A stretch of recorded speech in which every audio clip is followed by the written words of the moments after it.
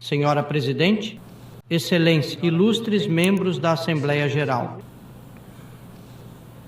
e Namaskar de 1,4 bilhão de pessoas do Bharat, parabenizo o Presidente da Assembleia Geral, Sua Excelência, Sr. Philemon Young, e apoio fortemente. Senhora Presidente, estamos reunidos aqui em um momento difícil. O mundo ainda não se recuperou dos estragos da pandemia de Covid. A guerra na Ucrânia já está em seu 3º ano. O conflito em Gaza está adquirindo ramificações mais amplas. Em todo o sul global, os planos de desenvolvimento saíram dos trilhos e as metas dos ODS estão recuando. Mas há mais.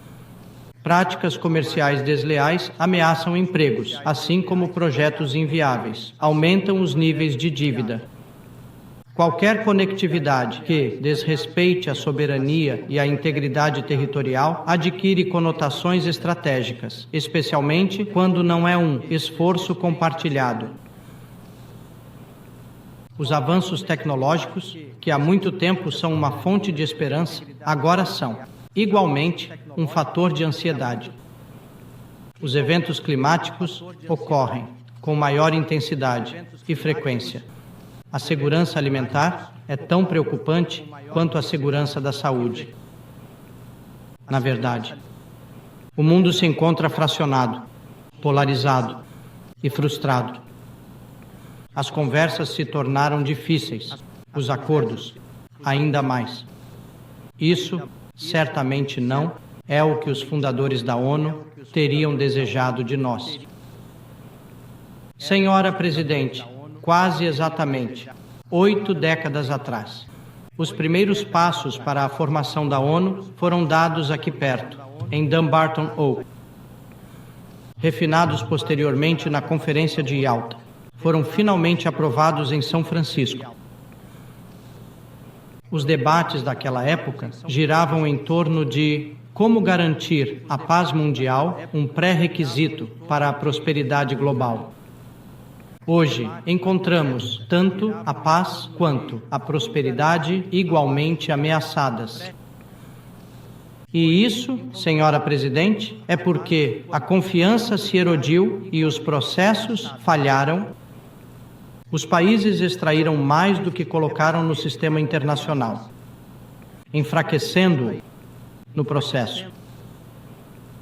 Vemos isso de forma vívida, em cada desafio e em cada crise. Reformar o multilateralismo é, portanto, um imperativo. A urgência deste apelo é destacada pelo tema desta sessão: não deixar ninguém para trás. Significa avançar na paz, garantir o desenvolvimento sustentável e fortalecer a dignidade humana. Isso não pode ser realizado por uma ONU paralisada diante da divisão, do conflito, do terrorismo e da violência. Nem pode ser avançado se o acesso a alimentos, combustíveis e fertilizantes estiver comprometido. Quando a captura de mercados carece de moderação, prejudica a subsistência e o tecido social de outros. A evasão das responsabilidades de ação climática pelos países desenvolvidos prejudica as perspectivas de crescimento dos países em desenvolvimento. De fato, quando a escassez de recursos limita a própria busca pelos objetivos de ODS, não são apenas as economias, mas a dignidade humana em si que é impedida. Se o mundo está em tal estado, este órgão deve se perguntar: como isso aconteceu? Os problemas surgem de uma combinação de deficiências estruturais, cálculos políticos, interesse próprio explícito e, sim, desconsideração por aqueles que ficaram para trás. É natural sentir-se sobrecarregado pelo que enfrentamos agora. Afinal, existem tantas dimensões, diferentes partes em movimento, questões do dia, e o cenário em mudança. Mas toda mudança deve começar em algum lugar. E não há lugar melhor do que onde tudo começou. Nós, os membros das Nações Unidas, devemos agora nos dedicar a essa tarefa de forma séria e intencional. Não porque seja uma competição por influência ou uma disputa por posições, mas porque, se continuarmos assim, o estado do mundo só vai piorar. E isso pode significar que mais de nós ficará para trás. Senhora Presidente, enquanto o mundo contempla essas preocupações, a Índia tem buscado responder de várias maneiras.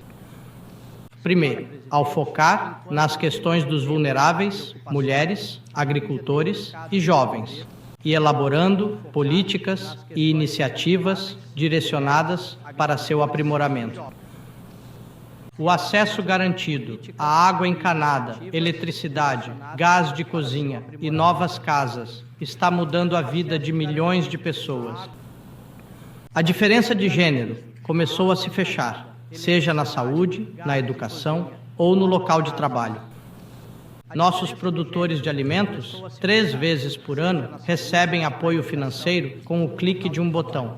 E um governo em seu 3º mandato fez da capacitação da juventude sua prioridade principal. Em segundo lugar, ao expandir oportunidades para emprego e para o empreendedorismo, incluindo por meio de um treinamento mais robusto e incentivos financeiros em larga escala. Nos últimos 10 anos, foram concedidos 495 milhões de empréstimos Mudra para pequenas empresas, 67% para mulheres.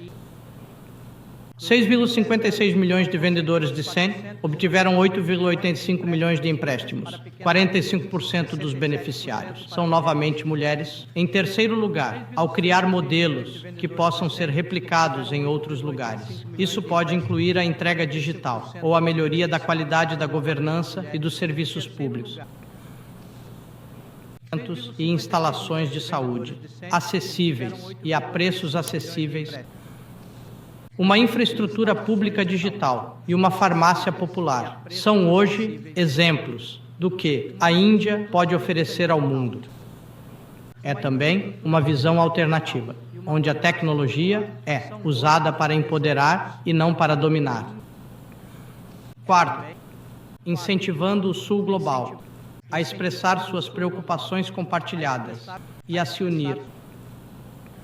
Para esse fim, convocamos 3 cúpulas do Sul Global, a mais recente em agosto de 2024, e contribuindo para o bem-estar dos bens globais e respondendo às necessidades urgentes daqueles em situação de vulnerabilidade. Isso abrange desde a realização de projetos em 78 nações, fornecendo recursos para os vizinhos e respondendo a situações de HADR, até o fornecimento de medicamentos. E garantindo a segurança e proteção marítima. Senhora Presidente, dada a escala de transformação em andamento na Índia, cada uma dessas dimensões ressalta que os problemas do mundo podem, de fato, ser enfrentados. E que, trabalhando juntos, certamente podemos criar uma maré de elevação maior. É necessário, Senhora Presidente, proporcionar esperança e reacender o otimismo. Temos que demonstrar que grandes mudanças são possíveis, e não ao longo de um longo período. E nada é mais poderoso nesse sentido do que o potencial transformador do digital. Vimos seu impacto em nossas vidas diárias na Índia, na última década. É visível quando os benefícios públicos, desde o apoio nutricional e habitação até energia e saúde, são entregues de forma eficiente e em grande escala. Ou quando empréstimos para pequenas empresas e apoio a agricultores são concedidos sem o uso de intermediários. Na verdade, quando os vendedores ambulantes e a força de trabalho expatriada utilizam o fintech com confiança em suas transações regulares, quando a entrega de serviços e benefícios ocorre de forma fluida e transparente, menos pessoas ficarão para trás. Isso, senhora presidente, é a experiência da Índia e a relevância da Índia. Essas possibilidades de avanço, combinadas com políticas centradas nas pessoas e uma liderança visionária, podem ser verdadeiros agentes de mudança. Quando a Índia pousa na Lua, lança sua própria infraestrutura de 5G, despacha vacinas para todo o mundo, abraça o fintech ou abriga tantos centros de capacidade global, há uma mensagem aqui. Nossa busca por um Viksit Bharat ou uma Índia desenvolvida será compreensivelmente acompanhada de perto. Senhora Presidente, uma causa importante de muitos estarem sendo deixados para trás tem sido a injustiça do atual modelo de globalização.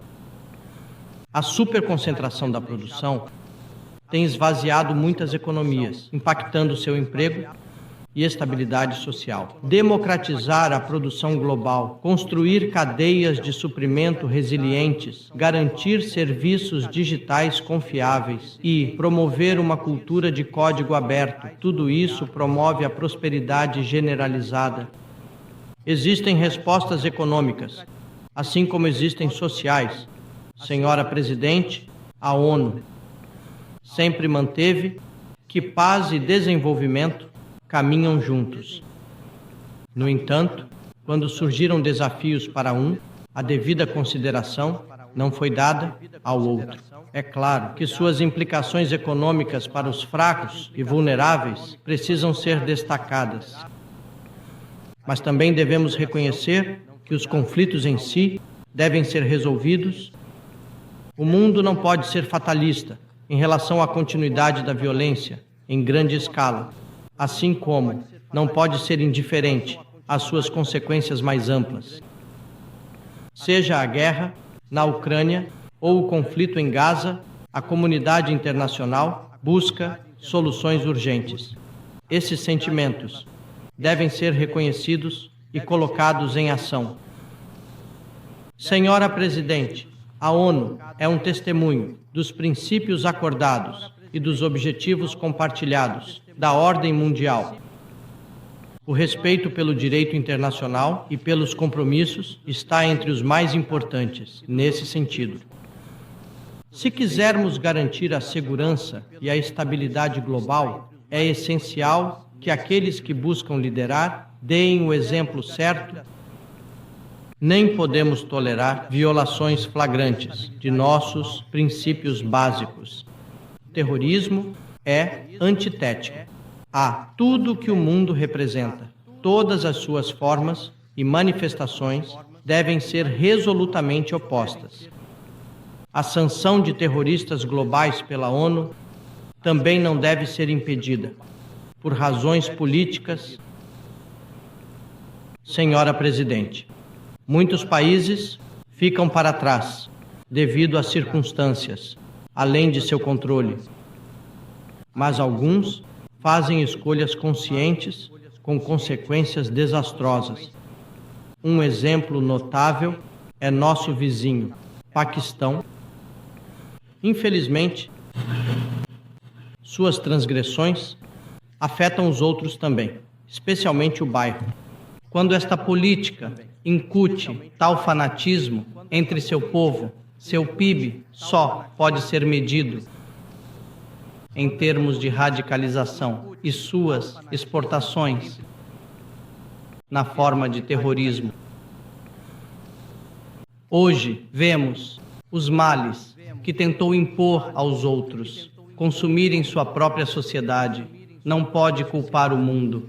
Isso é apenas karma. Senhora Presidente, uma nação disfuncional que cobiça as terras dos outros deve ser exposta e deve ser contabilizada. Ouvimos algumas afirmações bizarras dela. Então deixe-me deixar a posição da Índia perfeitamente clara. A política de terrorismo transfronteiriço do Paquistão nunca terá sucesso e não pode ter expectativa de impunidade. Pelo contrário, as ações certamente terão consequências. A questão a ser resolvida entre nós é agora apenas a desocupação do território indiano ilegalmente ocupado pelo Paquistão. E, claro, o abandono do apego de longa data do Paquistão ao terrorismo. Senhora Presidente, a ordem global é inerentemente pluralista e diversa. A ONU começou com 51 membros, agora somos 193. O mundo mudou profundamente e suas preocupações e oportunidades também. Mas, para abordar ambos e, de fato, fortalecer a própria ordem, é essencial que a ONU seja a plataforma central para encontrar um terreno comum, e isso certamente não pode ser feito, permanecendo anacrônico. Grandes partes do mundo não podem ser deixadas para trás quando se trata de decidir as questões-chave de nosso tempo. Uma ONU eficaz e eficiente, uma ONU mais representativa e uma ONU adequada para os propósitos da era contemporânea são essenciais. Portanto, vamos enviar uma mensagem clara desta sessão da AGNU. Estamos determinados a não ficar para trás, ao nos unirmos, compartilhando experiências, reunindo recursos e fortalecendo nossa determinação, podemos mudar o mundo para melhor. Agradeço a você, Senhora Presidente,